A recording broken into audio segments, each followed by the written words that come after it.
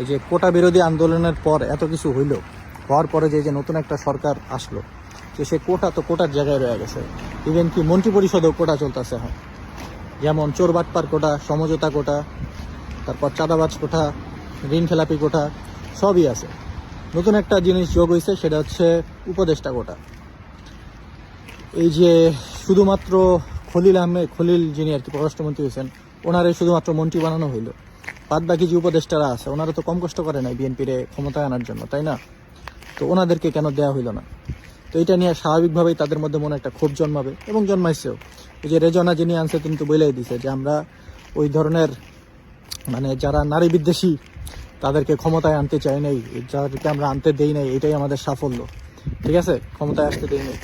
তো ভোট টোট কিছু না, ভোট টোট এটা হইতেছে ফাউ। কারণ হইতেছে এই ইলেকশনের একটা বিশাল অংশ ডিপেন্ড করছে হচ্ছে ইনফ্লুয়েন্সারদের উপরে। তো আমরা তো নিউট্রাল, আমার জামাত আসলে কি বিএনপি আসলে কি, আমি থাকি বাইরে। প্রবাসী অনেকেই আছে যারা সরাসরি জামাতের সাইডে আর কি প্রচারণা চালাইছে।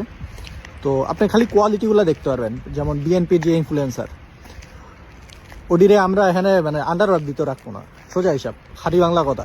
ঠিক আছে, পোলাপানের যে ক্যাপাসিটি আর যে ক্যাপাবিলিটি, ওডিরে আমরা আন্ডারওয়ার্ড দিতে রাখবো না এইসব জায়গায়। আমার কথা বাদ, আমি তো কিছুই না। আমার তো অনেক ভালো ভালো ইনফ্লুয়েন্সার আছে যারা ওই পেলাম না, জায়গা দিতে রাখবো না ওইদিকে। ওরা হইতেছে ইনফ্লুয়েন্সার, এগোরে দিয়ে আপনার পারফরমেন্স সুযোগ পেলাম না, আবাহনী ভার্সেস রিয়াল মাদ্রিদ, ব্যাপারটা হচ্ছে এরকম। আপনি গণভোটের দিকে তাকালে বুঝতে পারবেন যে 68% ভোট পাইছে হচ্ছে ওরা, 32% ভোট পাইছে হচ্ছে না ভোট। পুরাটা সময় ধরে বিএনপি না ভোটের ক্যাম্পেইন করছে, আর হা ভোটের ক্যাম্পেইন করছি আমরা।